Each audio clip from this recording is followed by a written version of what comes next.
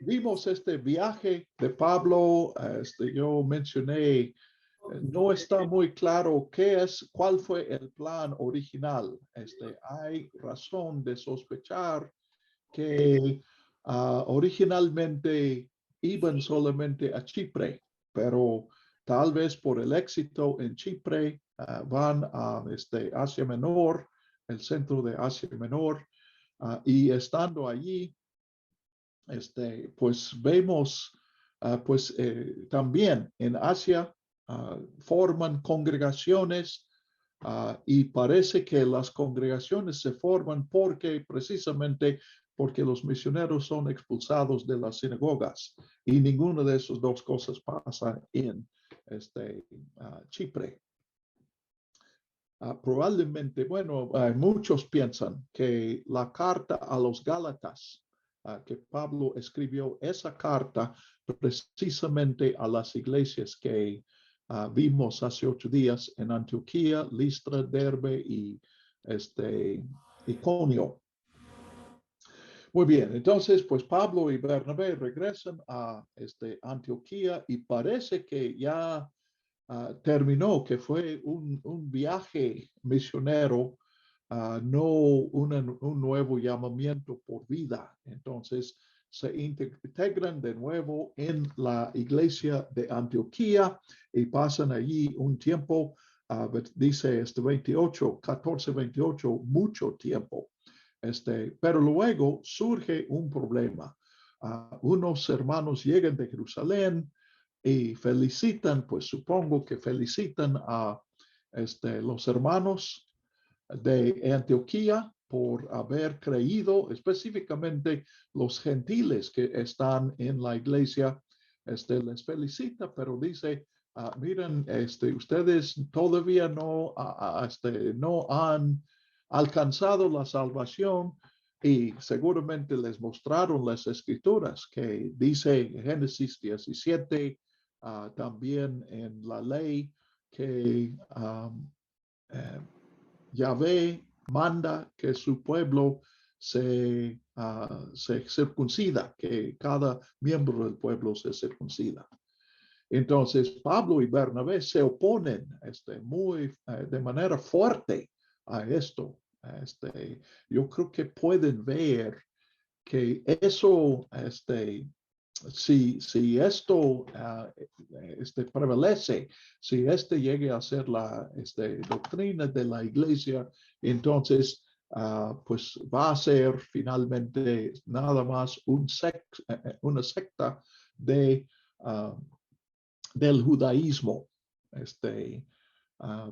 Ya vemos en las sinagogas, cuando Pablo visita a la sinagoga, hay miembros y hay personas de segunda clase, los temerosos de Dios. Entonces, lo mismo habría pasado en la iglesia, porque muchos se atraen al mensaje, pero no querían circuncidarse. Ahora, para Pablo y Bernabé, leemos de esta cuestión en Gálatas, y sabemos que Pablo está convencido de que no fue la voluntad de Dios que toda la humanidad se circuncidara y viviera según la ley de los judíos. Entonces, él insiste, o ellos insisten mucho en eso. Pues los que vienen de Jerusalén parece que insisten que así se hacía en Jerusalén. Ahora, la verdad es que en Jerusalén esa cuestión no ha surgido, porque nunca ha creído una persona o un hombre que no fue ya circuncidado.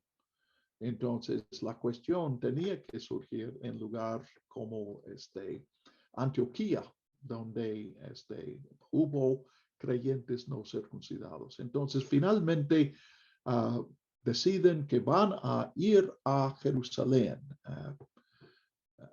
Lucas no nos da todos los detalles que quisiéramos.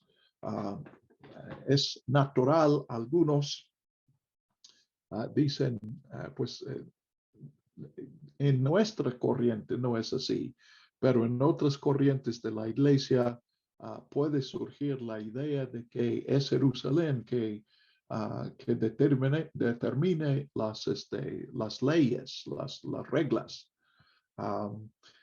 Yo dudo que Pablo está yendo a Jerusalén porque reconozca la autoridad de los de Jerusalén sobre él. Pues si leen Gálatas, probablemente tú dudarás eso también. Puede ser porque el problema viene de Jerusalén, que los que están enseñando dicen esta enseñanza viene de los apóstoles y probablemente de manera especial de Jacobo, el medio hermano de Jesús, que no es uno de los 12, pero vemos en el capítulo 15 que sí es el que preside en Jerusalén. Entonces, pues no nos dice exactamente cuál es el motivo por ir a Jerusalén, pero ellos van allí para tratar este asunto. Y dice el versículo 3 que en el camino pues visitaban a las iglesias, dice de Fenicia y Samaria.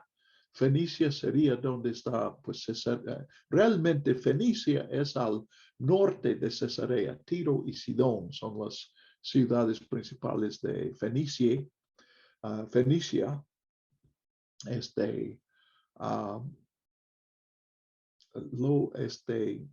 ya que digo eso, me entra la duda porque también los filisteos, yo creo que a lo mejor simplemente confusión del nombre.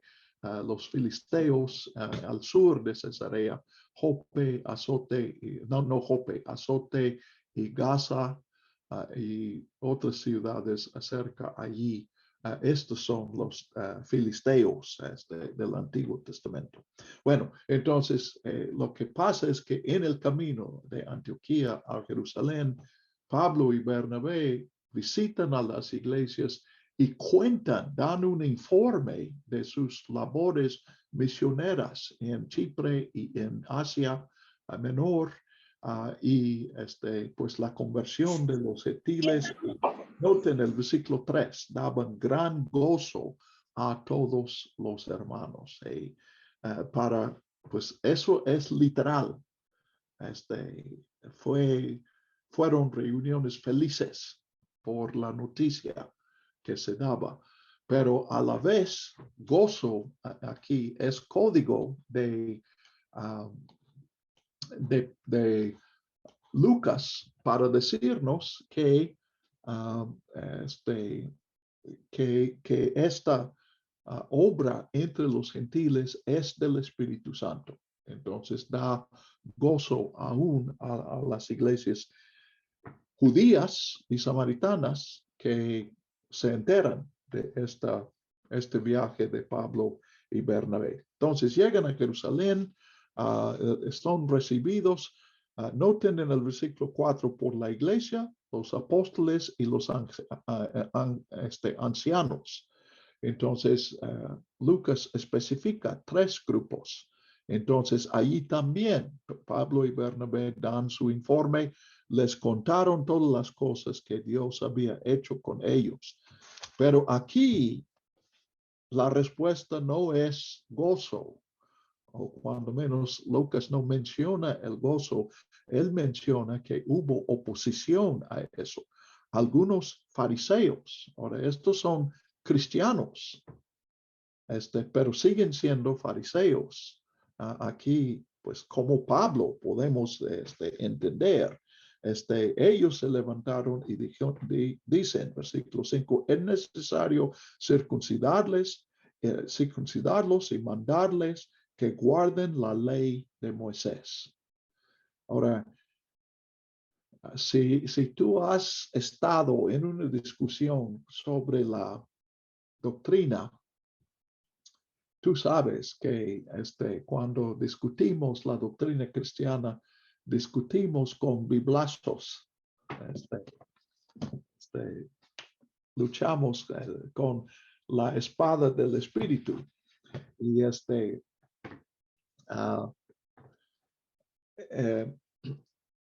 Y Entonces, pues imagínense, los que toman más, los que parecen tener la ventaja allí son los fariseos, porque aquí están las escrituras. Y ellos dicen a Pablo y Bernabé, ¿ustedes en Antioquía usan las escrituras de los judíos? Claro que sí. Pues ahí dice, Génesis 17, en Levítico, hay leyes y estas leyes están en la palabra de Dios, no están en documentos solamente del pueblo judío, sino documentos que Dios ha dado. Todavía hoy podemos tener esta misma situación. En mi experiencia y lo que fue una sorpresa para mí y una sorpresa no grata, cuando yo investigué o más bien leí a alguien que había investigado sobre la controversia sobre la esclavitud. Los que se oponían a la esclavitud entre los cristianos decían, bueno, el espíritu de la Biblia está en contra de la esclavitud. Pero los que tenían esclavos y tenían dueños de esclavos en sus iglesias, simplemente abrieron la Biblia y leyeron la letra. Esclavos, sométanse a sus maestros. Entonces, la Biblia no está en contra de la esclavitud. Es más, la Biblia ha determinado, pues, en Génesis, los hijos de Cam son condenados para ser esclavos. Entonces, para mí, ese fue un paso que yo tuve que luchar y tomar en mi vida, porque entiendo que lo que no se trata, cuando entendemos el mensaje de la Biblia, no se trata de tomar de la forma más directa lo que dice la Escritura. Y si dudas que yo digo eso, pues les refiero a Jesús. Cuando le preguntaron a Jesús sobre la Biblia, sobre el divorcio, Jesús dijo, ¿qué dice Moisés? Y ellos citaron a Deuteronomio, donde Moisés habla del divorcio. Y Jesús dice, no es eso. Ese no es el lugar correcto. Ahora noten lo que Jesús está diciendo. Está diciendo, si quieres saber lo que la Biblia dice de la escritura, del divorcio, no puedes buscar la palabra divorcio. Y él acude a Génesis 2 para decir que la voluntad de Dios no incluye el divorcio. Bueno, entonces, pues aquí en Hechos 15 algo semejante está pasando. Y pues gracias a Dios por el resultado de esta conferencia, porque aquí tu salvación y mi salvación está en juego. Porque si no hubieran decidido, pues por decir, si no hubieran ganado Pablo y Bernabé, es muy probable que nosotros jamás hubiéramos escuchado el mensaje de Jesús. Porque nosotros no observamos la ley, nosotros no requerimos la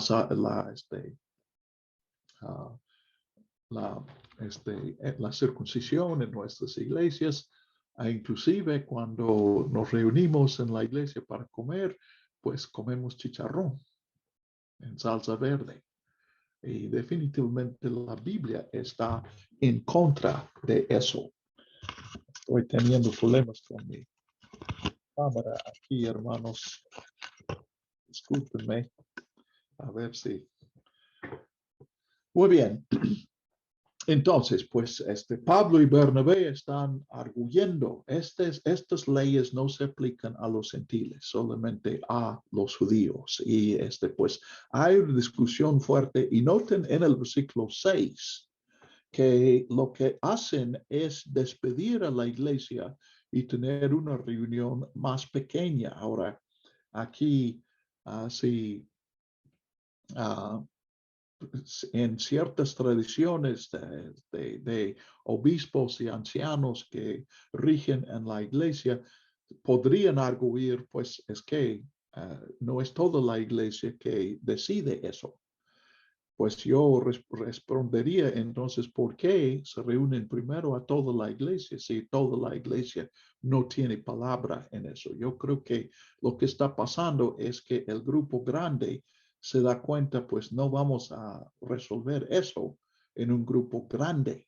Entonces hay que tener una reunión más pequeña, como nosotros a veces hacemos nombrando una comisión que va a traer una recomendación a la congregación.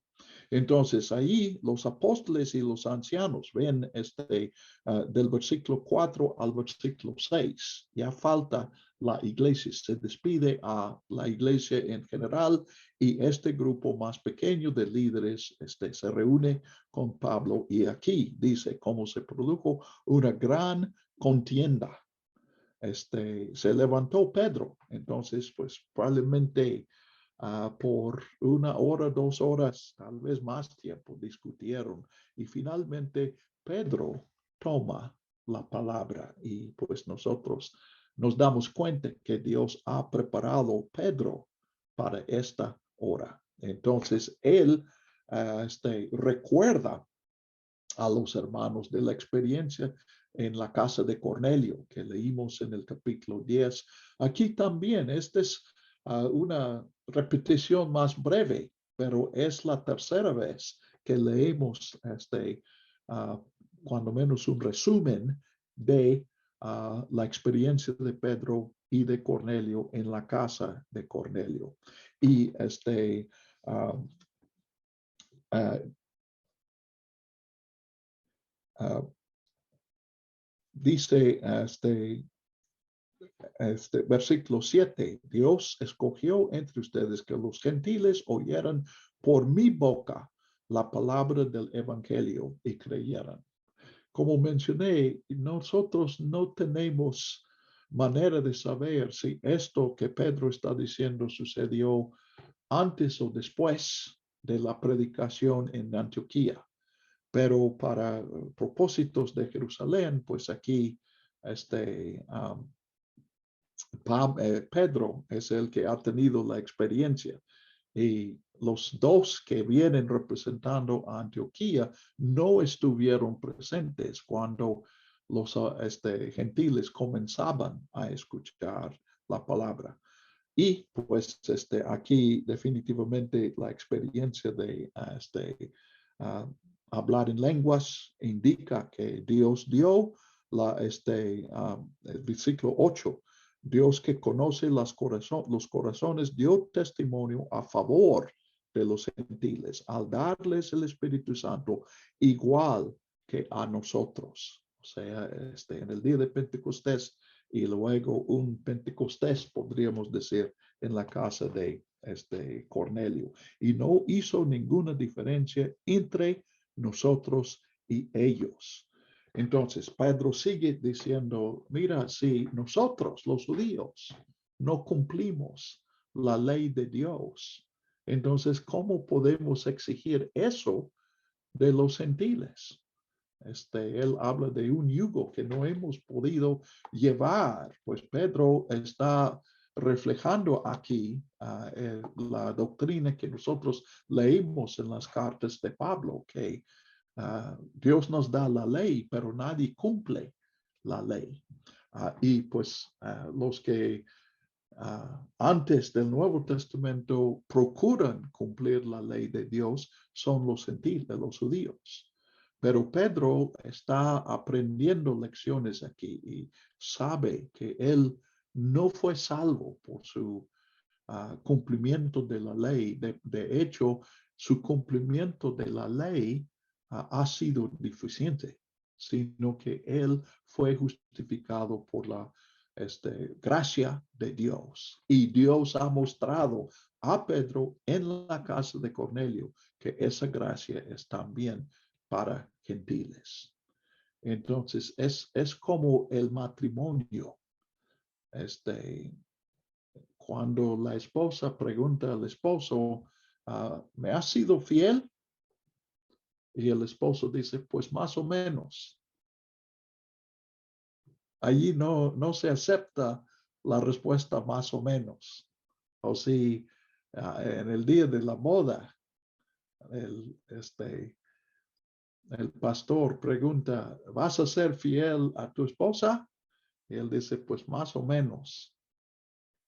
No, no hay un más o menos. Tienes que ser fiel o no fiel. No hay ninguna otra opción. Pues así es con Dios. Y la ley menciona eso. Romanos en particular, Pablo expresa eso. La ley es para cumplir todo. No es un 70% o 60% y ya pasas. Entonces, eso es lo que Pedro está diciendo. No está diciendo aquí que los judíos, y especialmente estos judíos reunidos en este momento, viven igual que los gentiles. Pero está diciendo, ¿cómo podemos nosotros, que no cumplimos perfectamente la ley, cómo podemos imponerla en otros? Y pues aquí es un argumento contundente y vemos aquí en este capítulo que quien gana esa discusión es Dios. Y vemos ahora por qué Dios dio esta experiencia a Pedro. Pedro no es llamado para ser apóstol a los gentiles. En Gálatas leemos que él y Pablo y los líderes con ellos en la conversación reconocieron que Dios había encargado el evangelio para los gentiles a Pablo y para los judíos a Pedro. Pero en medio de este ministerio a judíos, Dios le lleva a Cesarea una sola vez para que Pedro pueda presenciar la caída del Espíritu, la llenura del Espíritu, el bautismo del Espíritu en estos hermanos gentiles. Entonces, pues Dios estaba preparando para este momento. Bernabé y Pablo habían visto lo que Pedro vio. Y Bernabé y Pablo lo vieron muchas veces más que Pedro. Pero ellos no tienen la autoridad en Jerusalén que tiene Pedro. Pues Pedro tiene una autoridad realmente en todas las iglesias. Entonces, pues después de Pedro ya nadie puede hablar. Ahora, Lucas habla de silencio, versículo 12. Pues voy a comenzar con 11 porque Pedro comienza diciendo, nosotros creemos que somos salvos por la gracia del Señor, del mismo modo que ellos. Entonces, si Dios dio la misma experiencia, el bautismo del Espíritu, a gentiles que había dado a Pedro y sus compañeros, entonces, él lo invierte y decir, si los gentiles necesitan la gracia de Dios, pues nosotros también. Entonces, toda la asamblea guardó silencio. Yo creo que no todos estuvieron convencidos y Pablo sigue luchando con esa doctrina y con maestros que llevan esa doctrina a las iglesias que Pablo ha fundado. Pero aquí en este momento, pues, ¿quién puede hablar después que haya hablado Pedro? Entonces, pues todos escuchan y ahora pues reciben ah, el informe de Pablo y Bernabé. Se me hace que, en el versículo 4 lo tenemos. Contaron todas las cosas que Dios había hecho con ellos. Y aquí dice, en el versículo 12, escuchaban a Bernabé mientras contaban las señales y maravillas que Dios había hecho por medio de ellos entre los gentiles.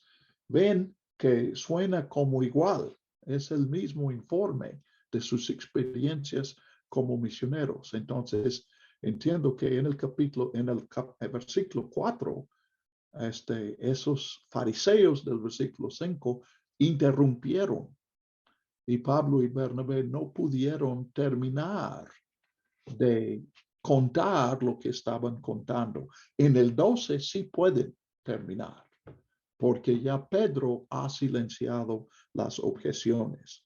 Y cuando todos han hablado, habla Santiago o Jacobo, y da la, el resultado. Ahora, quiero reflexionar un momento sobre lo que estamos observando aquí, porque este es un método que ha existido en grupos indígenas en México. Y yo nunca he estado presente, pero yo he leído informes, pues, personas que describen lo que pasa en una cultura, no necesariamente en México, pero en otras partes del mundo. Y hablan de que se reúne la comunidad, en algunas culturas solamente los hombres, y cada quien um, opina. Y el líder, y yo entiendo, a lo mejor estoy equivocado en eso, yo no soy experto en cosas mexicanas, pero yo entiendo que esa fue la función original del cacique. El cacique es el que no discute con los demás. Y la comunidad, me gustaría participar en eso, pero el grupo, todos expresan sus opiniones y toman el tiempo, no tienen los apuros del reloj. Entonces, cada quien habla y hablando, y eso es algo que nunca he aprendido, llegan a un consenso. Comienzan, cada quien habla y probablemente hay dos opiniones, tal vez cuatro, pero poco a poco llega a un consenso. Y cuando el consenso ya sale, es cuando habla el cacique. Y esta es la función de Jacobo aquí. Jacobo no es el que decide. Jacobo es el que percibe y enuncia, declara el consenso al cual el grupo ha llegado. Entonces pueden ver que este es un don muy especial de entender eso y no pronunciar lo que el cacique quiere que se haga, sino pronunciar lo que el grupo quiere que se haga. Y se respeta la decisión porque todos reconocen que este es el consenso que ha salido. Hace muchos años, cada vez somos menos los que lo conocieron, pero Librado Ramos fue un líder importante entre bautistas por muchos años. Sí, lo conociste, Rolando Razo, sí, ¿verdad? Yo me acuerdo, él fue presidente de la... Impresionante. Recuerdo Sí, haber ¿verdad? ido cuando cumplieron los 106 años. El hermano tenía casi, no sé si 80 o cuántos años, y escucharlo predicar, qué barbaridad. Sí, sí, gracias a Dios. Sí, todo un Una barbaridad. Pues él fue presidente de la convención durante muchos años y siempre tuvo problemas porque él permitía que hablaran y que cada quien presentara su opinión y luego él practicaba, él hacía lo que Santiago aquí está haciendo. Él dijo, bueno, entonces lo que vamos a hacer es eso. Y algunos jóvenes siempre, adultos jóvenes gritaban, no, hermano, no, hay una propuesta, tenemos que votar la propuesta. Y el hermano decía, ¿para qué vamos a votar si ya decidimos? Y yo observaba que pues fue una lección para mí. Porque, bueno, un poco de historia de bautistas. Tal vez ustedes sepan que los bautistas nacieron en Inglaterra. Entonces, en Inglaterra ya existía o estaba desarrollándose la democracia en el sentido de votos, que cada quien vota y contamos el voto y esa es la decisión. Entonces, pues, esa tradición se pasó a Estados Unidos. Entonces, los primeros bautistas que llegaron a México llegaron precisamente de Inglaterra y de Estados Unidos y tenían esa tradición y enseñaron a los hermanos a levantar un voto y contar los votos. Algunos tal vez de ustedes hayan participado en eso. Lo que yo he observado es que eso nunca ha funcionado en las iglesias de México. Yo supongo que hay iglesias donde sí funciona, pero en la mayoría nunca ha funcionado. Y es lamentable lo que pasó, porque entre los indígenas de México tenían ya un modelo superior de la democracia, que es precisamente lo que describo y lo que veo en este capítulo. Y los misioneros no pudieron ver las ventajas de eso. Ellos estaban limitados por su cultura. Entonces, ellos enseñaron, debemos votar. Entonces, votamos. Pues ojalá que más bien los misioneros hubieran venido para escuchar a los indígenas y llevar el mensaje de ellos a Estados Unidos, porque nos hace falta aquí esas ideas de decidir por consenso, no por votación. Obviamente en el gobierno tiene que venir un momento en que, pues, si vamos a tener un presidente, hay que tomar una decisión en cierto tiempo.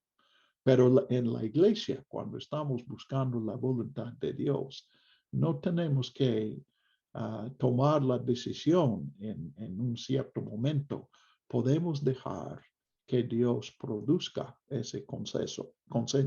Entonces, yo creo que nadie habla, pues leemos aquí que después de que habla Jacobo, ya nadie más habla. La razón por eso no es que Jacobo haya tomado la decisión, sino por dos cosas. Primero, porque todos ya hablaron. Y aún los que no, probablemente hay personas aquí que todavía piensan que los gentiles deben circuncidarse. Pero ya lo dijeron y ya el consenso es otro, entonces ya no hablan. Segundo, aceptan la palabra de Santiago precisamente porque Jacobo o Santiago no está hablando por sí mismo, él está hablando por el grupo.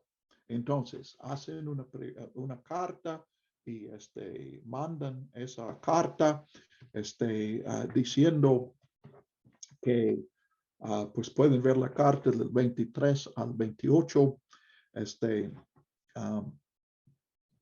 uh, dice que los que inquietaron en Antioquía, pues no venían con la autoridad de Jerusalén, no lo habían sido mandado por la iglesia de Jerusalén, y que la iglesia está de acuerdo con Bernabé y Pablo. Ven sus nombres en 26. Noten aquí, llegando a Jerusalén, yo creo que Lucas está muy sensible de eso. En el campo misionero es Pablo y Bernabé. Y de hecho, a partir del siguiente capítulo, Bernabé ni siquiera acompaña a Pablo. Pero cuando regresan a Jerusalén, pues ha sido Pablo y Bernabé en el capítulo 14, y aún en el 13. Pero aquí, en Jerusalén, pues es Bernabé y Pablo. Entonces se decidió y se escribe la carta apoyándoles a ellos. También 27 mencionando los dos representantes que van de Jerusalén para confirmar que esta carta no es una invención de Pablo y Bernabé, sino que efectivamente viene de la iglesia en Jerusalén.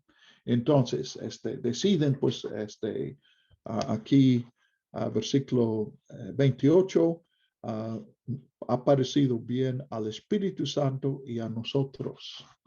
Aquí también un principio que necesitamos en nuestras iglesias. No tienes derecho de expresar con tu voto en la iglesia tu opinión. Cada quien debe buscar la voluntad del Espíritu Santo. Y cuando iglesia, si decidimos por una votación o si decidimos por un método de diálogo y consenso, pero cualquiera que sea el método, la meta no es saber el deseo de la mayoría. La meta es saber la voluntad del Espíritu Santo, donde nos está guiando el Espíritu. Inclusive, yo creo que en algunos casos en la iglesia, cuando hay un desacuerdo, pues podemos bendecir. Por ejemplo, si hay discusión de evangelismo y un grupo insiste se debe hacer así y otro grupo insiste en otro método, pues yo creo que podemos aprobar ambos métodos y decir pues que el Espíritu decida cuál es el que funciona.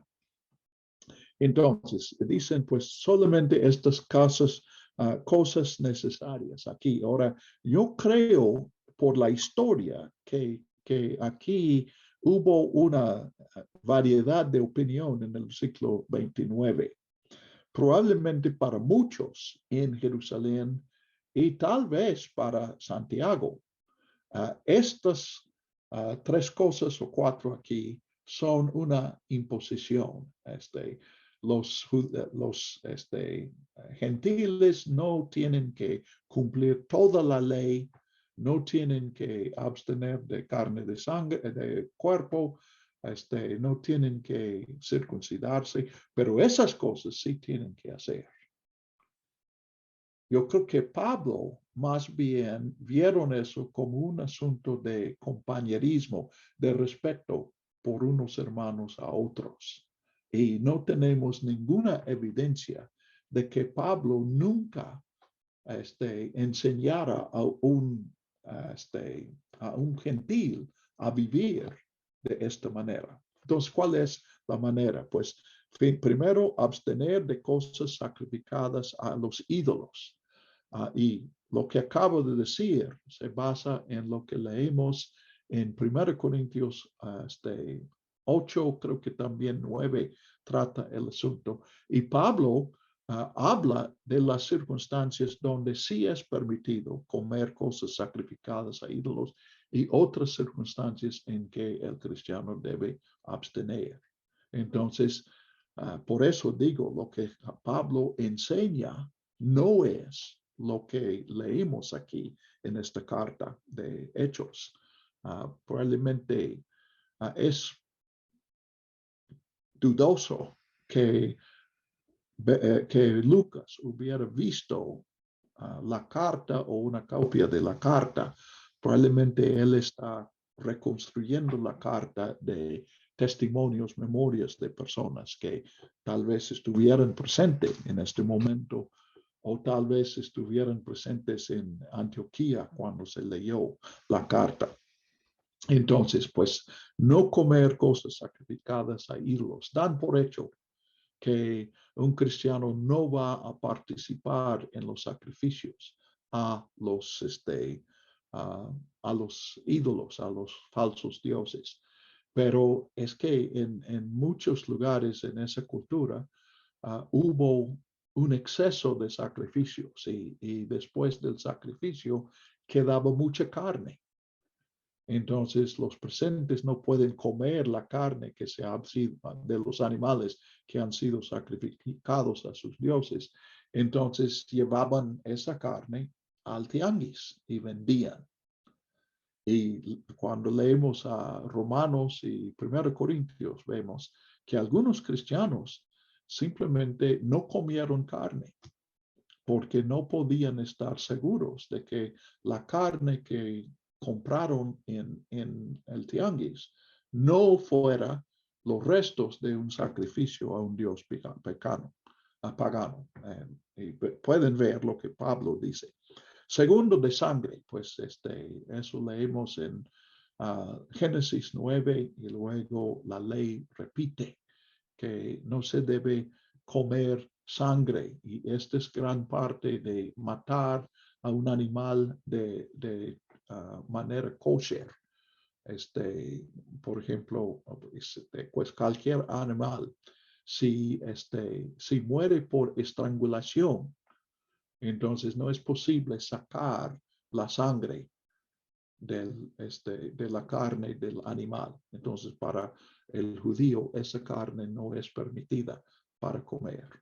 Hay que cortar el pescuezo. Y yo entiendo que también con la gravedad tiene que poner al animal boca abajo para que escurra toda la sangre. Entonces, por lo mismo, dice aquí lo estrangulado. Por eso, sangre y estrangulado no son dos requisitos, es uno, porque un animal estrangulado va a quedar, no es posible sacar toda la sangre. Y luego la inmoralidad sexual. Hay especulación aquí que eso no se refiere a la fornicación, aunque la palabra es la que se traduce fornicación, sino que están pensando en matrimonios permitidos por la ley de los judíos y matrimonios prohibidos por la ley. Por ejemplo, uno no puede tener no puede casarse con una mujer y también de la hermana de la misma mujer. Entonces, pues esto es lo que prohíben aquí. Si se guardan estas cosas, harán bien. ¿No? Por favor, guarden estas cosas. Probablemente es la idea aquí, que les vaya bien. Entonces, pues ya Pablo y Bernabé regresan a Antioquía. Reunieron a la iglesia y entregaron la carta y causó gozo, versículo 31, a causa de esta palabra alentadora. La unidad de la iglesia, el apoyo mutuo. Aquí, acuérdense, este es un problema que no surge en Jerusalén, porque en Jerusalén no hay hombres que no sean circuncidados. Pero los hermanos en Jerusalén han entendido la situación de los hermanos en Antioquía, lo han considerado y han buscado la voluntad de Dios y finalmente apoyaron a lo que los hermanos en Antioquía están haciendo. Entonces, pues hay gozo por eso. Otra vez, yo creo que siempre en Hechos, cuando leemos de gozo, debemos recordar que el gozo es presencia del Espíritu Santo. Entonces nos está diciendo aquí, pues que esa unidad revela la presencia del Espíritu Santo. Entonces, pues los hermanos aquí, Judas y Silas, predican, animan a la iglesia, exhortan a la iglesia y regresan a Jerusalén. Y este versículo 35 continúa el ministerio de Pablo y Bernabé un tiempo más en Antioquía, enseñando la palabra del Señor y anunciando el evangelio con muchos otros. Muchos, pues aquí también la ampliación de obreros autorizados para obrar. Entonces, el versículo 34 no está en los manuscritos más antiguos. Cuando se copiaba Hechos, algunos escribas reconocieron una contradicción aparente, porque en el versículo 33, Silas sale con Judas para Jerusalén, pero en el versículo 40 sale con Silas, con Pablo, para visitar las iglesias de Asia Menor que se formaron en el viaje misionero de los capítulos 13 y 14. Entonces, algún escriba resolvió el problema. Noten que dice, pero a Silas le pareció bien quedarse allí. Ven que el versículo 34 contradice el versículo 33. Entonces, lo que tenemos en esa versión de Hechos es que Silas fue a Jerusalén y también quedó en Antioquía. Pues eso es imposible. Y se resuelve la contradicción en este caso porque los manuscritos más confiables no tienen el versículo 34. ¿Ok? Hago una pausa para comentarios, preguntas, para que meditemos y platiquemos un poco sobre pues todos los asuntos que tenemos aquí. Aquí hay otra barrera y esta es una barrera muy importante. La persecución nunca va a acabar con la iglesia. La distancia, Dios siempre va a preparar a personas para abarcar la distancia y personas para superar las diferencias culturales, aprender idiomas. Yo estoy consciente que el llamamiento que Dios me dio a mí era un llamamiento para aprender un idioma. De hecho, cuando hablé con la junta misionera, el representante dijo, saben que su primer año en el campo misionero va a ser dedicado a aprender el idioma, que no vas a estar sirviendo como misionero, sino estudiando el idioma. Y yo respondí, siempre me ha gustado estudiar. Un año de estudio sería como un año de vacaciones. Pues hermanos, les doy testimonio que no fue un año de vacaciones. Aprender un idioma y con el idioma aprender otra cultura no es fácil, no es nada fácil. Requiere pues todos nuestros esfuerzos y también la gracia de Dios. Yo me acuerdo un día que las hermanas de la femenil habían ido a otra colonia a testificar y regresaron a la iglesia y me dijo la encargada que una persona ahí había aceptado venir al culto, pero no tenía transporte, no podía venir al culto y pues yo tenía el único carro en toda la congregación. Entonces le dije, pues dile que yo lo recojo. Y dije, ya le dije. Entonces fui y él no podía caminar porque tenía quebrada la pierna. Entonces subió al coche, pues él estaba desayunando cuando llegamos. No creo que él pensara que alguien llegara, pero él había aceptado. Entonces sí fue con nosotros al culto. Y en el camino yo luchando para conversar y comenzar a conocer a él, le dije, ¿y dónde se le quebró la pierna? Él dijo, en el trabajo. Y yo dije, ah, sí, ¿en dónde trabaja? Y él dijo, en Holiday Inn. Ah, sí, ¿y cuál es tu trabajo en el Holiday Inn? Él dice, soy cantinero.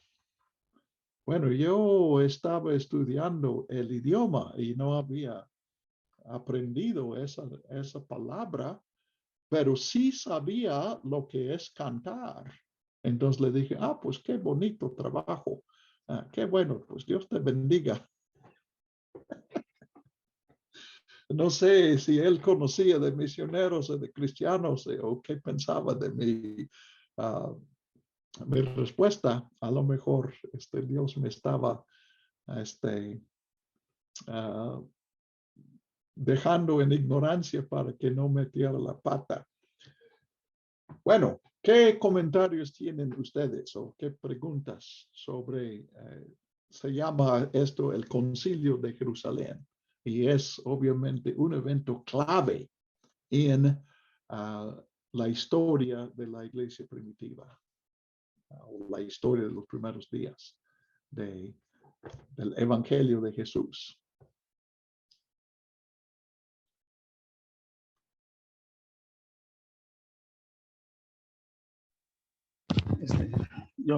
Doctor Gabriel. Adelante, Joel. Sí, sí me escucho. Bueno, aquí viendo lo de que por así, ya nos libramos de la circuncisión por ser gentiles. Creo, bueno, no sé si creo que esa es la parte. No sé si me escuchan. Más o menos. Mis oídos no funcionan bien. Así, a ver si ya. Sí, de que nos libramos, digo, de la circuncisión.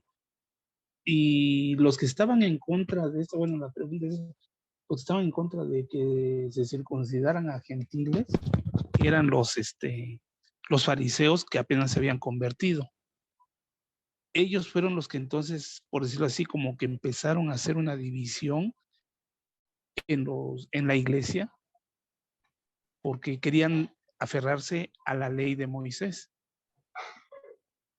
Y no sé, Pablo y Pedro estaban hablando sobre lo que la gracia se había extendido para todos, ya no mirando el que se cumplirá en ese sentido la ley de Moisés, en ese sentido, no en todo. Sí se produjo una división, pero la historia es complicada. Entienden, en Jerusalén ese problema nunca surgió porque nunca había alguien que creyera que no estaba ya observando la ley, porque todos eran judíos. No todos eran fariseos, pero todos respetaban la ley. Y definitivamente todos estaban circuncidados, todos los hombres. Entonces, pues cuando la innovación es de Antioquía o de Pablo y Bernabé, entonces es natural que tienen sospechas y esas sospechas es lo que produce las misiones en el capítulo 8 de Pablo y de Pedro y de Juan y luego en el capítulo 11 de Bernabé, porque no están muy seguros de que eso sea correcto. Entonces, pues tenemos los pasos. Dios da su experiencia a Pedro y vemos que no es para que Pedro evangelice a los gentiles, sino para que Pedro en el seno de los judíos da testimonio de lo que se debe hacer. Ahora aquí, pues Lucas insiste mucho en la la unidad precisamente porque él ve que la unidad no está tan completa como debe ser. Entonces, él escribe Hechos para presentar a la iglesia, a los creyentes, la necesidad de la unidad. Pablo lucha por lo mismo. Lee Romanos 15. Pablo ve acercarse una división y él promueve una ofrenda de gentiles para Jerusalén, precisamente como una expresión de esa unidad y para sanar la división. Ahora, pero al finales del primer siglo, o sea, Pablo muere probablemente en 62 o 64 después de Jesús. Pero para los años 90, los cristianos judíos, pues no todos los cristianos judíos, pero creo que la mayoría de los cristianos en Palestina se retiraron de la iglesia más numerosa y formaron un grupo que ellos llamaron los ebionitas, que quiere decir los pobres. Y finalmente sí hubo una división. Ahora, finalmente los ebionitas desaparecieron y casi no había, pues nunca han faltado cristianos judíos, pero durante algunos siglos los judíos cristianos eran bastante escasos y también muchos judíos murieron a manos de cristianos. Entonces sí se produjo una división, pero podemos ver que Lucas está trabajando para evitar esa división. La división surgió después de que Lucas escribió Hechos, pero sí se produjo. Y pues desde este momento la semilla está allí. Sí hay una división. No es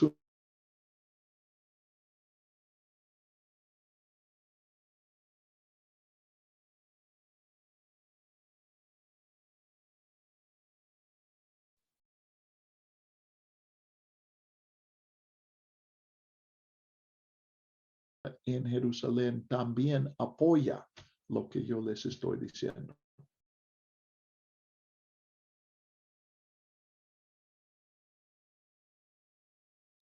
Yo.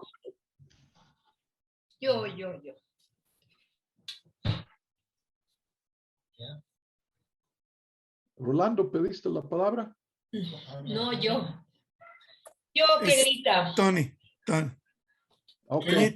Tony. Pero les quiero hacer una aclaración. Miren, yo me llamo Raquel Antonia González. Entonces, mi familia me dice siempre Kelita y demás por Raquel Antonia. Entonces, mi familia me dice Kela. Toda mi familia así me llama. Algunas de mis amistades me llaman también Kela. En la iglesia me llaman Toñita porque la familia, cuando yo ya me casé, mi marido pues me decía Toñita, ¿verdad? Porque él, bueno, pues, así lo consideró y entonces en la iglesia me conocen por Toñita, pero también me conocen por Kela. Hago esa aclaración para que soy Antonia y soy Raquel, pero soy Kela, ¿sí?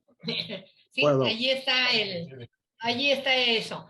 Lo que yo quería comentar es esto. Miren, no sé, siempre pensé que Jacobo era uno de los apóstoles, el que presidía la iglesia de Jerusalén, el hermano de Juan. Yo siempre pensé que eso, pero ya van algunas ocasiones o ya veo, hoy precisamente estoy observando que que están diciendo ustedes que es el hermano de Jesús. ¿En dónde dice específicamente, para referirme a eso y quitarme la duda, en dónde dice que es el hermano de Jesús? ¿Hay algún pasaje bíblico que lo, lo indique? Yo creo que es Marcos 6. Marcos 6. Ajá. Versículo, sí, Marcos 6:3. No es este el carpintero. Jesús está predicando en Nazaret. No es este el carpintero, hijo de María y hermano de Jacobo, de José, de Judas y Simón. Entonces, este es el Jacobo que es hermano de Jesús. Ajá. Hermano, pues es hijo de María. Ajá. Y el Jacobo entre los 12 es hermano de Juan e hijo de Zebedeo. Ajá. Sí, sí, eso lo entiendo, nada más que yo quiero saber, yo siempre he tenido la duda de por qué Jacobo, el hermano de Jesús, es el que dice aquí, y lo que, sí, ya sé, aquí dice que Jacobo es hermano de Jesús, Okay. pero ¿en qué pasaje me dice que es de este Jacobo del que me están ustedes hablando o del que estamos hablando es el mismo José que se dice que es hermano de Jesús? ¿Hay algún otro pasaje? Sí, Hechos 12:2. Y Jacobo, el hermano de Juan, lo hizo matar a espada. Entonces, el otro Jacobo está muerto. Ya, sí. Ajá. De hecho, nunca, en Hechos, Lucas nunca se preocupa de aclarar cuál es cuál. Bueno, aquí sí, en el 12, sí dice el hermano de Juan. Entonces, los que conocen la familia de Jesús saben que no puede ser, no puede ser el hermano de Jesús si es hermano de Juan. Ajá. Entonces, simplemente suponemos que en el capítulo 15 y también, bueno, en el mismo 12, mientras estamos allí, miren el 17, 12:17. Pedro dice, hagan saber esto a Jacobo y a los hermanos.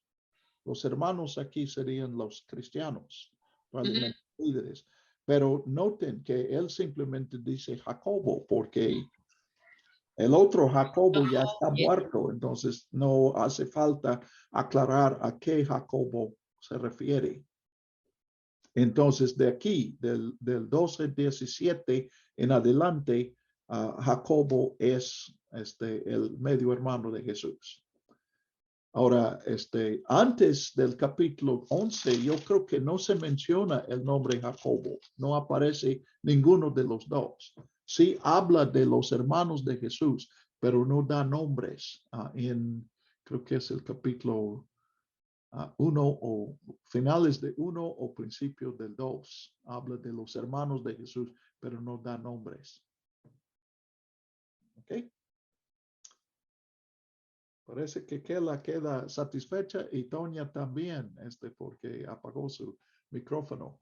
También podemos reforzar la respuesta con otro pasaje en Gálatas, capítulo 1, versículo 19, hermano. Creo que también nos ayuda. Ahí está más claro. Gálatas 1, 19, respecto a la pregunta que hacía la hermana. ¿Lo tienes allí? Léelo. Sí, hermano, dice el versículo 19 de Gálatas 1, pero no vi a ningún otro de los apóstoles, sino a Jacobo, el hermano del Señor. Ajá. Lucas 1, 19. Sí, excelente, sí. Sí, en Gálatas, Pablo sí le llama así el hermano del Señor, que es Jesús. Excelente, sí. Gálatas menciona eso.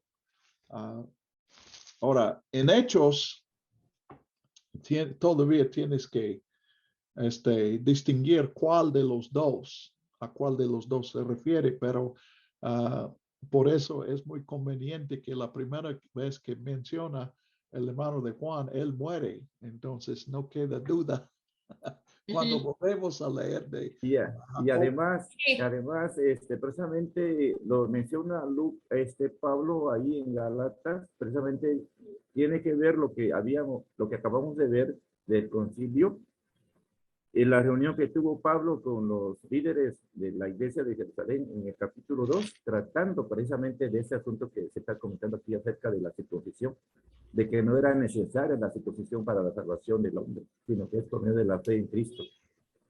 En Gálatas capítulo 2. Sí, y allí también tú leíste, se menciona Juan, ¿verdad? En Gálatas. Sí, hermano, ahí vienen los nombres de los, ahora sí que de los líderes que estaban en la iglesia Ahora, de Jerusalén. eso ilustra lo que yo estaba diciendo en el capítulo 11, porque aquí Pablo conoce a Pedro, a Jacobo y a Juan, pero no conoce al otro Jacobo, y probablemente eso es porque ya murió. Y por lo mismo, cuando leemos Hechos, suponemos que Jacobo muere. O sea, si estamos tomando a Hechos como cronológico, Jacobo murió después de después de la segunda llegada de Pablo a Jerusalén.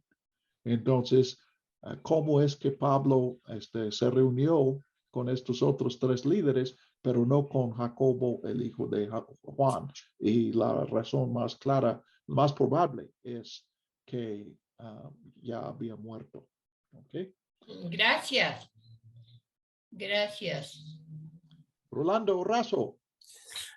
Mi hermano, estaba yo pensando en esto que refiere Joel y me recuerdo que ya cuando estudiamos el Evangelio de Juan, algo justamente hacía mención en cuanto a que judíos y cristianos compartían dentro del mismo templo la palabra de Dios, y no había de entrada o de inicio, no había esa separación, no había que por allá el templo de los cristianos y por acá la sinagoga, sino que de alguna forma iban caminando juntos, porque al final del día no era lo que de alguna forma se buscaba, sino que se corrigiera. Me hace pensar mucho esto también en lo que le pasa a Martín Lutero, donde él no necesariamente estaba buscando dividir la Iglesia Católica, sino estaba buscando que se corrigiera dentro de la Iglesia Católica todas las irregularidades, todas las trapacerías que lamentablemente, si nos ponemos a ver la secuencia de todas las, de todo lo que hacían los papas y los desórdenes que traían, pues generaron que cuando Martín Lutero llega a Roma, pues se queda completamente desconcertado, porque él tenía una visión muy diferente de lo que era el cristianismo, más allá de quizás lo que es el catolicismo, pero algo muy similar me parece que se iba dando y caminaban juntos, o sea, no había tanto problema. ¿En qué momento, y aquí sí yo no tendría tanta puntualidad, en qué momento, en lugar de que los cristianos sigan asistiendo a la sinagoga y empiecen a abrir sus templos? Eso sí, no lo tengo muy claro, pero me recuerdo que algo hablaba usted que ya por el año 90, ya estas separaciones iban dándose de manera mucho más clara. ¿Por qué? Porque simple y sencillamente, como lo acaba también de comentar mi tocayo, pues no había forma de conciliar algunos elementos que pues ya eran pues casi que rudimentos o tradiciones de los judíos que se le pretendían de alguna forma imponer a los cristianos. Evidentemente, y me puedo imaginar que con esa fuerza de un apóstol Pablo, pues como que era ponerse casi con Sansón a las patadas, porque además el Señor le había dado ese ministerio de hablar a los gentiles y de evidentemente hacer lo que nuestro Señor Jesucristo ya había hecho, en todo momento poner y marcar las diferencias, donde viene a decirles cualquier cantidad de cosas, como dice allá en Mateo, sepulcros blanqueados y tantas cosas que se aborrecía de las costumbres de los creyentes judíos, ¿no? Que traían muchos vicios y todavía quererlos o pretenderlos pasar a los nuevos creyentes ahora en Cristo Jesús, cuando la gracia hacía la enorme diferencia, pues era por demás fuera de lugar. Yo no sé, creo que nosotros somos enormemente privilegiados porque ahora lo vemos de manera más global y lo vemos a la distancia. Pero en ese momento, yo creo que sí era bien complicado, hermano. Yo creo que era, o sea, pretender que vivieran, pues ahora sí que como hermanitos, no, pues están chinos. Si ahora, se dan, situaciones que de verdad uno dice, no puede ser, ¿no? Pues ya no me imagino en ese momento con lo aguerrido que eran los judíos y con esa nueva sangre ahora sí que de incircuncisos, no, pues aquello era algo, pero por decirlo menos, de lo que, pues de lo que puso Judas ahí de por medio, caray. Digo, perdón, pero tengo esa impresión y pensando en esto que decía Joel, porque sí, no fue como que a ver, a partir de hoy ya somos cristianos y ya sí creemos, y bueno, se ha dicho de manera muy común que Jacobo o Santiago es el primer pastor de la iglesia en Jerusalén, pero pues él estaba en la sinagoga, yo me puedo imaginar, él formaba parte pues de esa transición y bueno, yo creo que por algo está así como que sin tanta puntualidad como a veces nosotros quisiéramos. A ver, ¿en qué año? ¿En qué mes? ¿En qué día? No, pues quién sabe. O sea, si antes tenemos estos testimonios, es una bendición enorme y ya nos queda la visión de que nosotros tenemos también que ir comprendiendo la historia a la luz justamente de lo que usted nos comparte, mi hermano, de lo que el Espíritu Santo ya nos está mostrando, buscando o pretendiendo no incurrir en una desviación fuera de lo que nuestro Señor Jesucristo nos quería enseñar, ¿no? Amén, amén, sí, sí. Pues la visión de Pablo aquí, seguramente hubo muchos en Antioquía aún.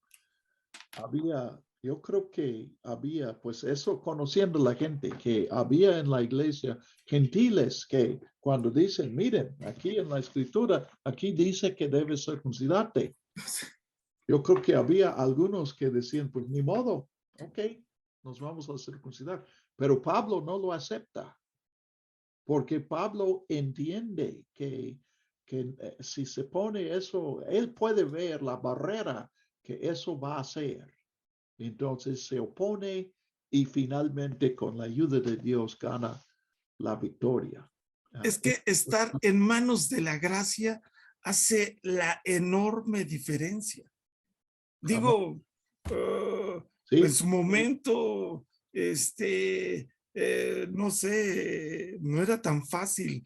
Quizás no era nada fácil. con los estudios del Antiguo Testamento, pues digo, no era precisamente algo que de manera natural.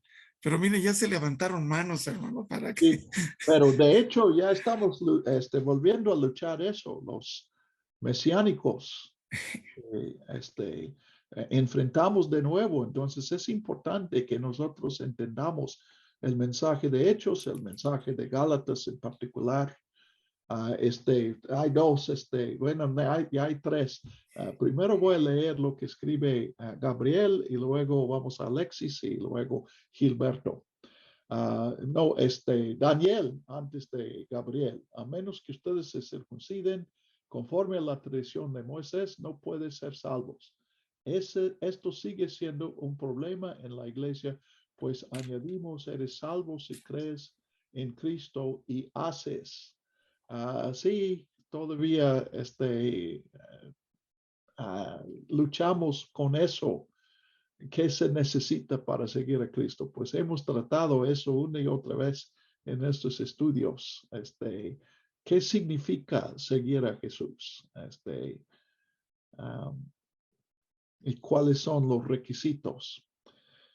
Gabriel escribe, Dios da el Espíritu Santo sin hacer diferencia, la salvación es por gracia. Creo que Pedro se identificó con lo que estaban diciendo los fariseos creyentes, pues tal vez él también creyó en eso antes de su experiencia con Cornelio. Definitivamente no queda duda de eso. Él lo dice a los que están reunidos cuando él llega a la casa de Cornelio.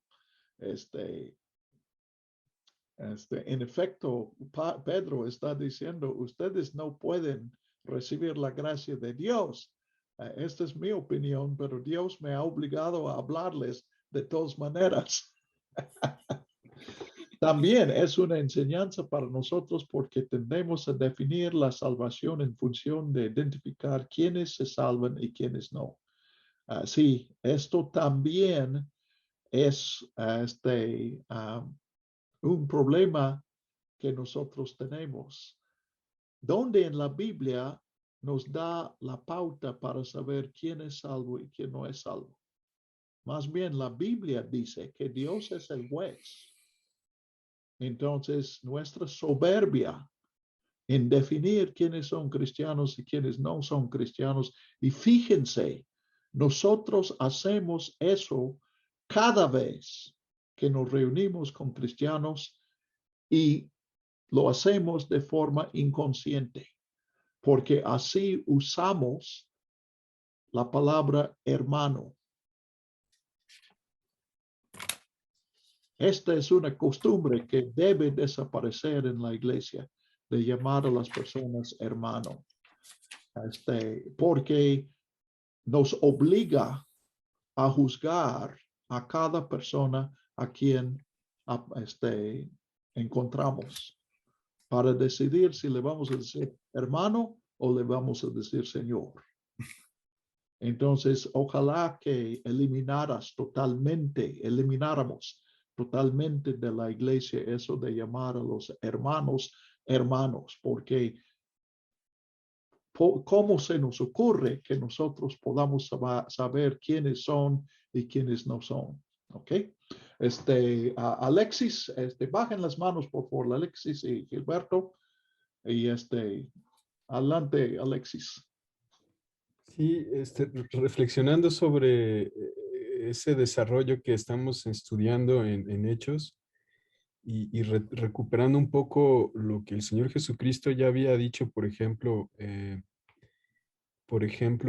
Mateo 15:11, a donde le dice a sus discípulos que lo que entra en la boca no es lo que contamina al hombre, sino que lo que sale.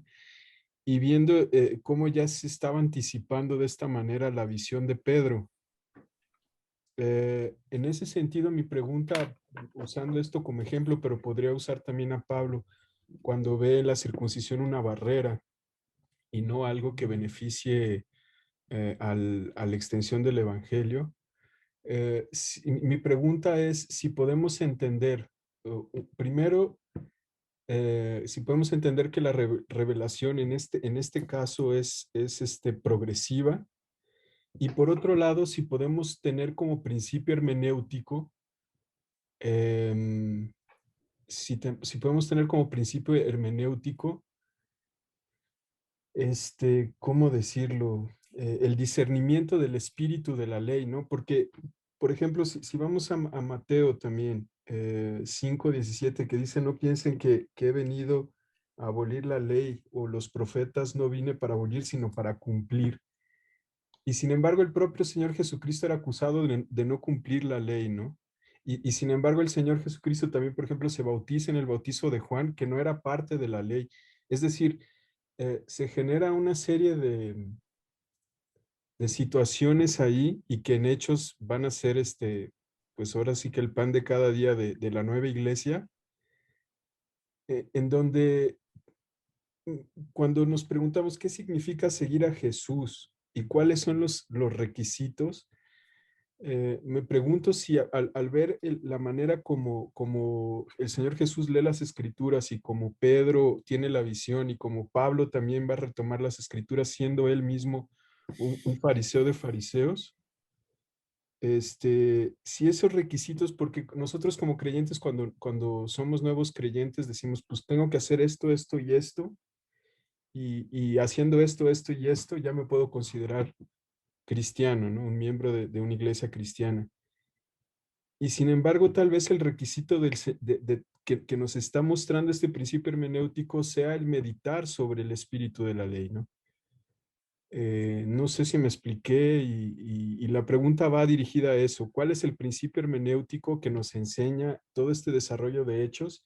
Y si aquí en este caso sería correcta la tesis de que la revelación es progresiva. Perdón. Sí, los que piensan que la revelación es progresiva sacan eso de cosas que especialmente que no aparecen en el Antiguo Testamento, sí en el Nuevo. Por ejemplo, la resurrección de los muertos.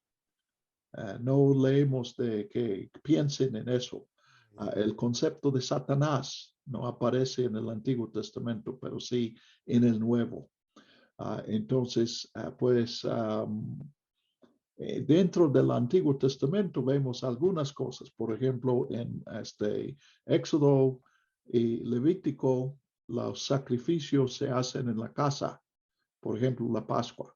Pero en Deuteronomio todos los sacrificios tienen que hacerse en el templo. Bueno, en el tabernáculo, allí todavía no es templo. Entonces sí podemos ver un desarrollo.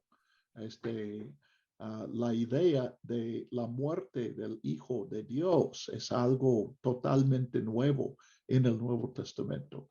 Entonces hay elementos de una revelación progresiva.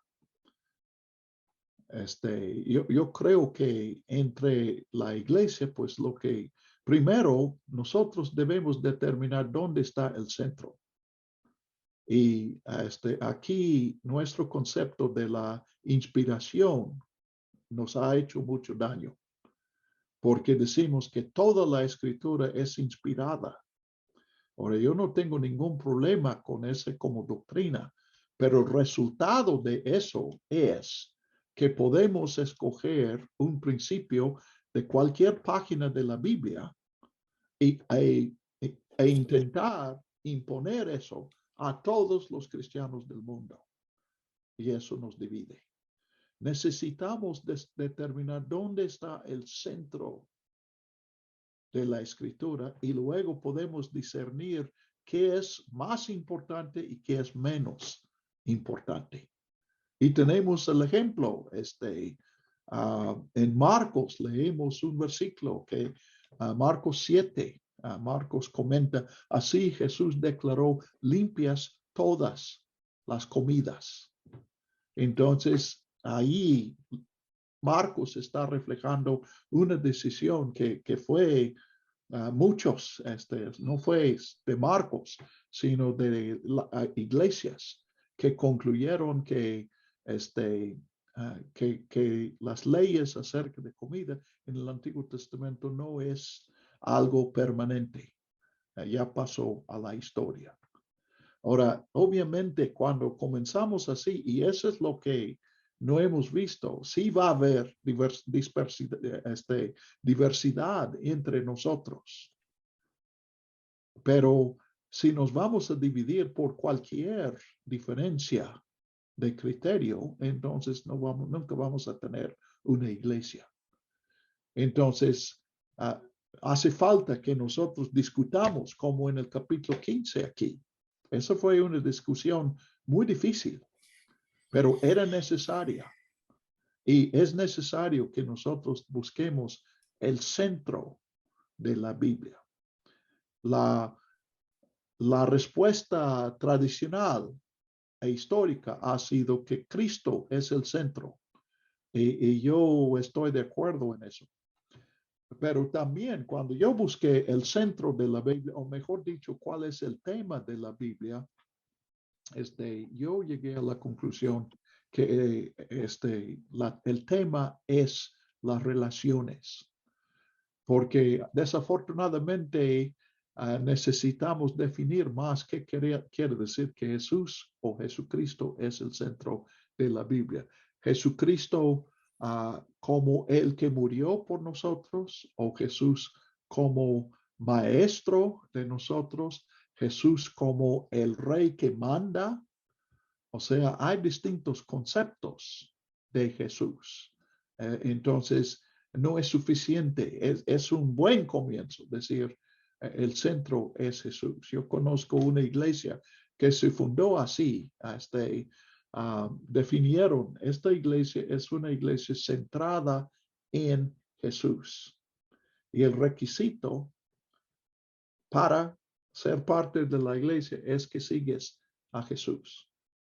Y no pusieron una barrera. Fuera de eso no puede ser parte de la iglesia. Simplemente si estás siguiendo a Jesús. Ahora, luego, como personas que seguimos a Jesús, podemos dialogar. Tú puedes darme tu criterio y a lo mejor no es mi criterio, pues casi es seguro que no todos vamos a tener el mismo criterio. Entonces, pues podemos dialogar, y yo siempre he tratado de enseñar que dialoguemos con el respeto. Tú eres el dueño de tu doctrina y yo soy la doctrina el dueño de mi doctrina. Así que el único que tiene derecho de cambiar tu doctrina eres tú. Y el único que tiene derecho de cambiar la mía soy yo. Entonces, dialogamos para entendernos unos a otros, no para llegar a una regla que tenemos que someternos a eso. Obedezcamos a Dios, no a ningún hombre. Pero yo sé que estamos muy lejos de eso en la iglesia. Hay muchos que quieren poner un límite, quieren marcar una línea y excluir a alguien. ¿Ok? Sí, perdón, no había entendido eso de la revelación progresiva, pero ahora que ya me explicó, ya me quedó más claro. Ok, muy Muchas bien. gracias. Pues suelo contestar más de lo que preguntaste, pero bueno, cuando menos un comienzo. Gilberto o Gilbertos, adelante. ¿Cómo se unen las dos narraciones del versículo 33 y 40? 33 y 40. Sí, en donde usted dijo que, bueno, la Biblia lo dice, Sí. que los dos regresaron a Jerusalén, y luego en el 40 dice que Pablo se fue con Silas. ¿Cómo podemos conciliar esos dos textos? Excelente pregunta, Gilberto. Gracias. Si encuentres una respuesta, comunícamelo, por favor. Precisamente por eso existe el versículo 34, porque alguien hizo un intento de reconciliar eso. Entonces simplemente no sabemos. Pues simplemente no sabemos. Hay problemas en todo. Obviamente, si Pablo llega a tener necesidad de alguien que lo acompañe, no fue a Jerusalén para invitar a Silas. Hubo una comunicación, o Pablo tenía una celular que no sabíamos, pero sí tenía un celular para llamarle o enviarle un WhatsApp para invitarle. Simplemente no sabemos. Lucas no contesta eso. Y tal vez Lucas no pensó, a lo mejor Lucas entendía lo que pasó Y por economía no nos dio la explicación, pero simplemente es una deficiencia. Es una buena pregunta que no se contesta. Y finalmente, pues aquí, hay una lección allí de que la Biblia no existe para contestar todas nuestras preguntas. La Biblia existe porque Dios tiene un mensaje para nosotros. Entonces, pues cuando se nos ocurre y lo que dices es una pregunta natural, es el único que puede leer este capítulo y no hacer la pregunta que Gilberto está haciendo, es alguien que lee dormido. Pero la Biblia no contesta la pregunta. Esta es la naturaleza de la Biblia. Y sin embargo, ¿cuántas veces hemos escuchado en la Biblia, en la iglesia? En la Biblia no hay contradicciones. Pues cualquiera que lee sabe que eso no es cierto. La Biblia contesta todas tus preguntas.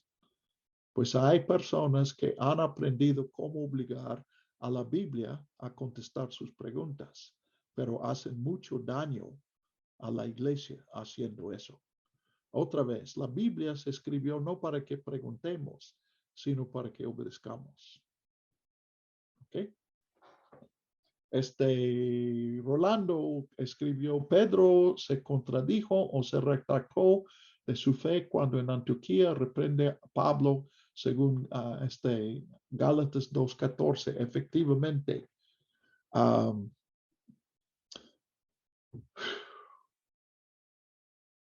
bueno, hay varios problemas allí, Rolando. Primero, una pregunta otra que no se contesta es si Pablo escribe Gálatas antes de este capítulo 15 o después. Y hay eruditos que tienen ambas opiniones. Bueno, hay distintos que tienen una opinión o la otra. Entonces, si esto es antes del capítulo 15, bueno, mejor dicho, si es antes del capítulo 10, pues no puede ser antes del capítulo 10, porque Pedro no estaría haciendo lo que hizo antes de cambiar en Gálatas. Probablemente ni siquiera visitaría a la iglesia de Antioquía antes de estar en la casa de Cornelio. Pero yo me inclino a la idea de que Gálatas se escribió antes del concilio aquí, porque Pablo no muestra ningún conocimiento de estos hechos. Y él cita a Pedro por su error y no por su testimonio que él da aquí. Entonces, me parece más lógico que Pablo escribe antes del capítulo 15. Pero sí, de cualquier modo, definitivamente Pedro se contradijo. Es que en aquellos días el Papa todavía no era infalible. Así podía equivocarse allí ya. O cuando menos no le habían dicho a Pedro que el Papa era El Papa con su infalibilidad. Bueno, y Gabriel, sí, yo preferiría eso, que digamos a todos hermano.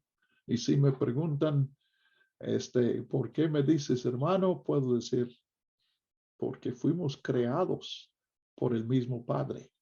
Entonces somos hermanos.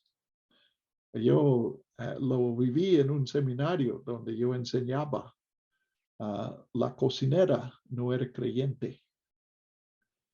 Y cada día en la comida estaban diciendo, hermano, dirígenos en oración. Hermano, pásame un cubierto. Va, hermano. Y se dirigían a la cocinera y decían, doña Lupita o doña fulana. ¿Qué testimonio es eso? darle una bofetada constante. Nosotros somos hermanos, pero tú no eres nuestra hermana. ¿Cómo es posible? Yo creo que eso sí necesita cambiar. Definitivamente necesita cambiar. Bueno, excelentes puntos aquí. Creo que no vamos a avanzar mucho más, pero ese diálogo es importante para mí. Espero que les sirva a ustedes también. Joel, ¿tú Sí, pediste palabra? sí, quiero. Bueno, tengo otra pregunta más que era también separadito, igual. Del 29, lo digo porque, vaya, culturalmente, como mexicanos, sabe que se hacen las ofrendas y todo eso. Pero igual también aquí nos habla de que se abstenga uno de lo sacrificado a ídolos, de sangre, de ahogado y fornicación. Bueno, ya, como decimos, ¿no? Gracias a Dios nos brincamos la circuncisión. Ahora la circuncisión es espiritual, es en nuestro corazón. Pero de esto está marcado para nosotros así. Bueno, yo no practico eso, gloria a Dios que desde mi abuela estamos en Cristo y no hemos tenido esa, pues, como esa experiencia de tener ofrendas a los muertos. Pero sí, por parte de mi esposa, la familia sí, sí sigue esa tradición que es mexicana, como comúnmente la conocemos. Esa es una. Entonces, ahí también lo que a nosotros nos da, si sabemos que eso viene de ahí, bueno, entiendo así, no comerlo, pero igual también el no comer sangre ni animales ahogados en sangre. Eso es lo que también es para nosotros así, o ya entraría igual lo que nos dice Pablo. Si soy tropiezo, mejor no lo hago. O sería por lo que también ya vimos en Marcos, que dice que ya todo lo limpió Dios, pero no habla nada con respecto al ahogado ni la sangre, en lo que ha limpiado nuestro Dios. ¿En Marcos dices o en Sí. Pablo? Bueno, es a Pedro cuando le dicen que todo lo ha limpiado. Es Hechos, perdón. Cuando a Pedro dice mata y come, porque todo ha sido limpio. Pero ahí no veo que diga sangre ni agua de sangre. Yo no tengo problema con ello, pero sí quisiera tener un criterio más amplio en el sentido de ver hasta dónde es posible el decirles no comas esto. Yo no lo acostumbro tampoco, pero si veo a alguien que come, pues tampoco me hace dudar de mí. Al contrario, yo tengo otra convicción y no, pero sí también pienso en los que son de tropiezo para los que caen. Ajá. O sea, Pues lo que Pablo dice, yo creo que nos ayuda mucho. Si causa tropiezo para un hermano, aquí no es muy fácil. Y yo creo que vamos a llegar a distintas opiniones. Yo me acuerdo cuando mis hijas estaban en la escuela, un vecino cristiano, pues vino el día de los muertos y en la escuela hicieron una ofrenda. Y mi vecino cristiano, no mandó una ofrenda con su hija. Y yo sí mandé una ofrenda con mi hija, porque yo lo veía como algo cultural y él lo vio como algo religioso. Entonces llegamos a distintas opiniones. De hecho, yo me enteré de lo que él había hecho después. Entonces no consideré en respeto a él, pero yo creo que pues en otros hay cristianos y yo entiendo alguien que ha sido muy metido en el catolicismo y lo que experimentó fue idolatría, probablemente no va a querer participar en un bautismo o en una confirmación o una primera comunión. Yo lo mismo, en la misma comunidad que mencioné, cuando mis vecinos me invitaban al bautismo, bueno, no, creo que nunca fui a un bautismo, pero sí asistí a una primera comunión. Y yo fui y adoré con ellos. Entonces, eso sí es relativo. Y curiosamente, el hermano que no participaba en la ofrenda a los muertos, él sí permitía que su hija participara en Halloween, porque él dijo, el Halloween ya no es religioso. Bueno, ¿cómo determinamos si todavía es? Porque definitivamente Halloween fue religioso. Y encontramos, pues no es difícil encontrar a iglesias, a las personas que dicen que el árbol de Navidad es pagano. Entonces, eso es relativo. Aquí los principios de Romanos 14 ayudan mucho. En Romanos, Pablo habla del respeto mutuo, que el que abstiene respete a quien no abstenga y viceversa. Entonces, a Joel, yo creo que eso no es algo que podamos decir como un grupo. Cada quien tiene que decidir. Sí, así es. Cada iglesia. Pues yo conozco iglesias que tienen un árbol de Navidad cada Navidad en el templo. Y conozco a iglesias donde prohíben que los hermanos tengan un árbol en sus casas.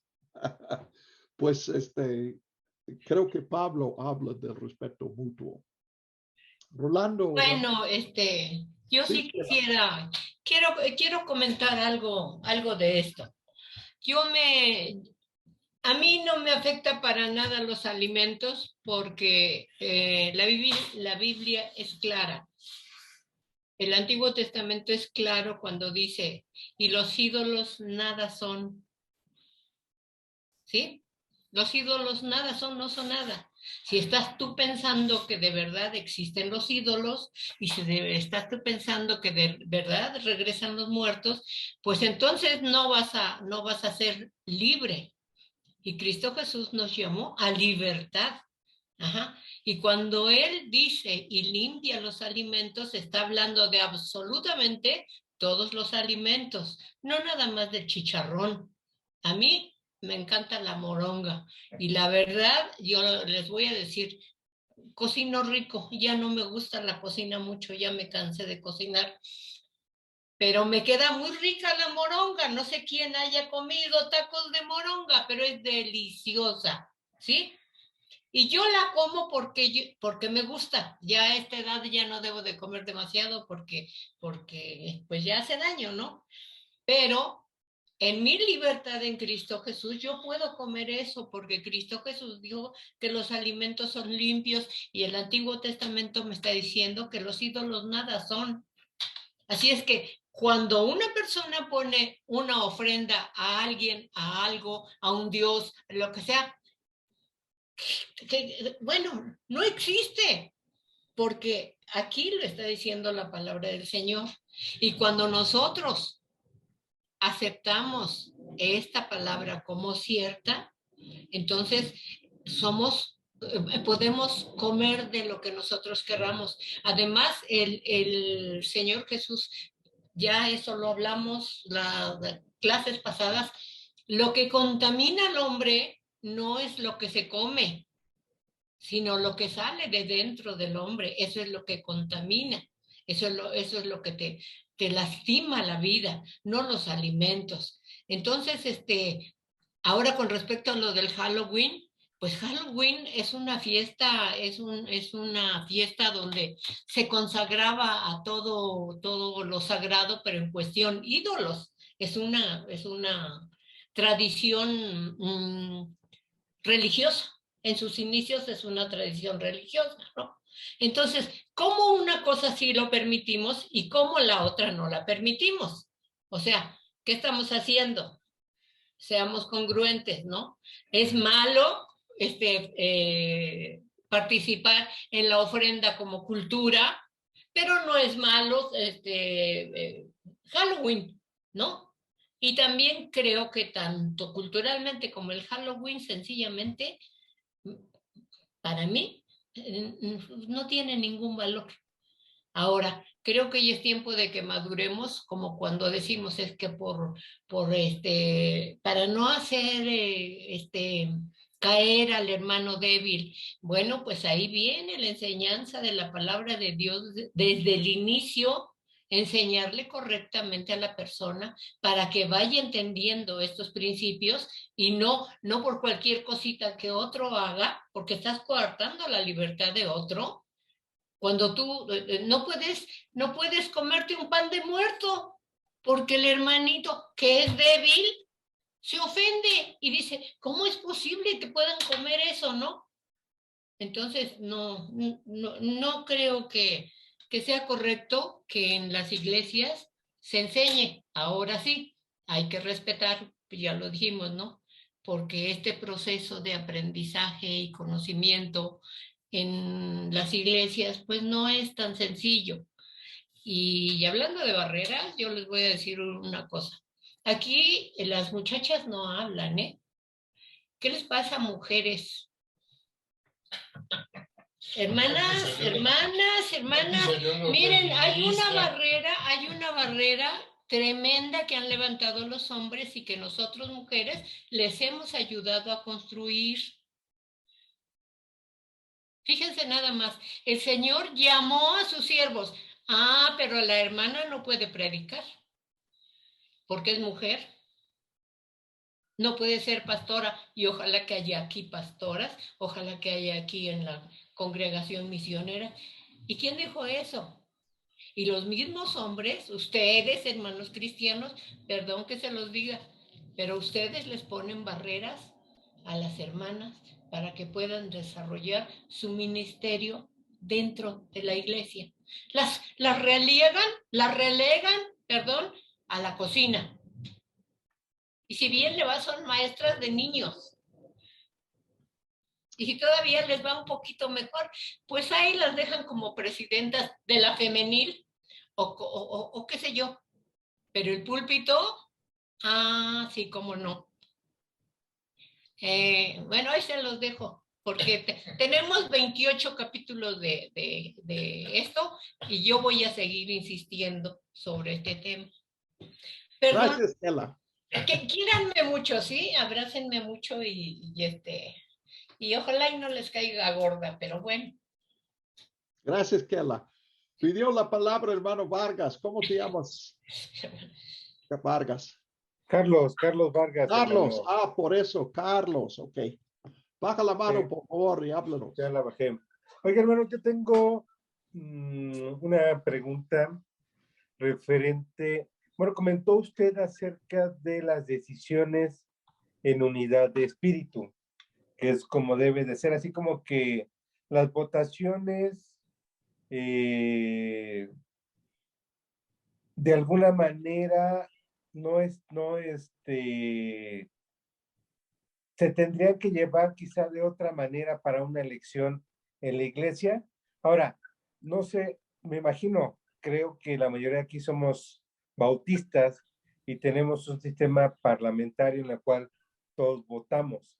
Entonces, ¿cómo decirle una decisión en unidad de espíritu sin que tengamos que usar una votación?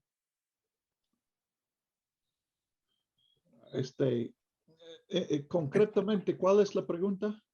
La pregunta es que comentó hace rato usted acerca de que la votación no necesariamente implica la decisión o la voluntad de Dios, sino la voluntad humana, no necesariamente que la mayoría de votos es la decisión o la voluntad del Señor. Okay. ¿Sí recuerdas? Lo que yo estaba diciendo primero es que yo creo que especialmente entre los bautistas de México urge que nosotros busquemos y entendamos la diferencia entre democracia y votación. La votación puede ser parte de la democracia, pero puede existir la democracia sin votación.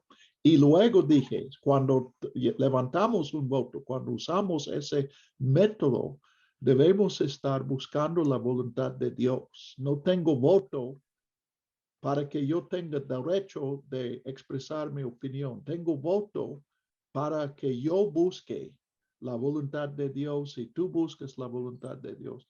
Y votemos, cada quien vote de acuerdo a su convicción de la voluntad de Dios. Ok. Incluso, hermano Garrett, perdón. Deje que Carlos termine y luego escucho a Gaby. No, sí, lo que pasa es que yo buscando la voluntad de Dios, inclusive mi voto podría ser contrario quizá a la decisión de mi congregación. A lo mejor por religiosismo es lo que estoy más o menos llegando a la conclusión de que es más bien mi religiosidad que me impida buscar la voluntad de Dios. Sí. Entonces es lo que estoy concluyendo, hermano. Sí, pero realmente debemos reconocer, si estamos votando, entonces estamos todos aceptando que vamos a tratar la decisión como voluntad de Dios. Obviamente, podemos equivocarnos, pero si expreso mi opinión y luego apoyo la decisión del grupo. ¿Ok? Gaby, ¿qué vas a decir? Sí, justo eso, que yo creo que como líderes, y usted lo mencionó también con esta pregunta que hizo cuando dijo, ¿soy fiel en el uso de mi don o eres tú fiel en el uso de tu don? Es decir que, o sea, tenemos este compromiso de que a los que estamos liderando, estamos también pidiendo al Señor y a ellos que busquen cuáles son sus dones y que se pongan a trabajar en sus dones. Y de esa forma, entonces, pues yo estoy cumpliendo o soy fiel en el uso de mi don al servicio de la iglesia o del grupo en donde estemos, así como yo sé que Dios pone en cada grupo personas con dones que necesitamos encontrar y necesitamos ponerlos a trabajar y necesitamos decirles, ¿qué estás haciendo con tu don, no? Porque la iglesia te necesita. Entonces yo creo que esa es una parte donde, porque a veces cuando hacemos estas elecciones pensamos en, ay, sí, pues yo creo que esta persona o me inclino o pareciera que, no, yo creo que ahí más bien tendríamos que estar seguros que hemos trabajado con este grupo y que este grupo ha encontrado y ha orado y ha encontrado su don y que además ya empezó a trabajarlo y empezará pues a ser de servicio para todos, ¿no? Amén, sí. Bueno, quiero escuchar más comentarios aquí. Rolando Ramírez dice, el hermano Joel mencionaba a Marcos y si en ese evangelio el Señor dijo que no todo lo que entra contamina. Sí, pues ese es Marcos 7, todos pueden consultar allí. Marcos sí da un comentario que eso significa que las comidas todas son justas porque nada que entre en la boca contamina. A Joel contesta a eso. Gabriel dice, creo que eso pasa porque estamos tan preocupados por el prójimo que no tenemos tiempo de preocuparnos en nosotros. Ya se nos pasó eso, Gabriel. ¿Nos puedes dar un poco de contexto a tu comentario aquí? Ya no veo a Gabriel. Parece que tuvo que salir o perdió su señal. Daniel dice el versículo 29, entonces no es normativo para las iglesias. Es algo que se aplicó en un momento determinado en la iglesia. No queremos comer sangre, pero sí nos comemos el marrano entero. Sí, pues esto es una ilustración de lo que observo. Yo no conozco a ningún cristiano que respete todas las leyes de la Biblia. Y cuando nosotros insistimos, alguien dice, no, tenemos que hacerlo porque la Biblia dice, ha hecho una selección y enfatiza esa selección. Entonces, pues Marcos tiene una mejor solución que acabamos de mencionar. Alexis dice, habré entendido bien.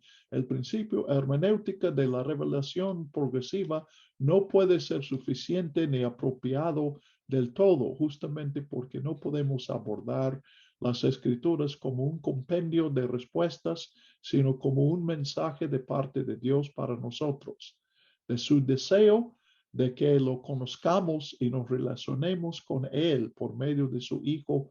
Conociéndolo, nos relacionemos de manera sana y liberadora con nuestro prójimo. Sí, ese es el centro de la Biblia y ese es el principio hermenéutico correcto. Tal vez por eso mismo tengamos que volvernos como niños para entenderlo y vivirlo. Amén, amén. Alexis, muchas gracias. Yo estoy de acuerdo. Le recomiendo a todos examinar de nuevo Romanos 14.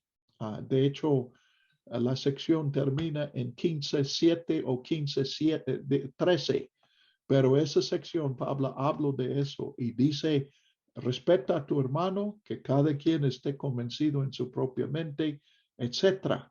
Entonces, nos podría ayudar muchísimo si aplicáramos eso a nuestras diferencias en la iglesia.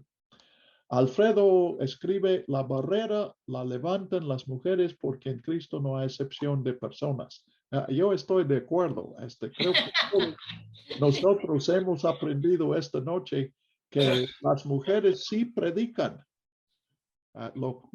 Nos consta ya que las mujeres sí pueden predicar, cuando menos una de ellas.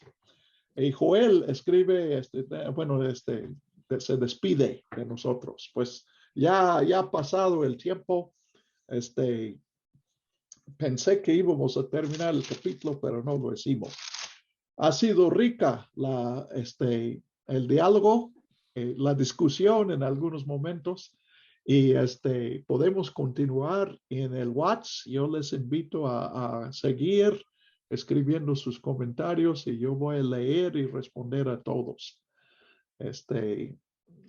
Y ojalá que podamos dialogar más, tal vez no en la clase, pero podemos seguir considerando y hablando unos con otros. ¿Ok? Y aprender a respetarnos unos a otros. Pues muchas gracias.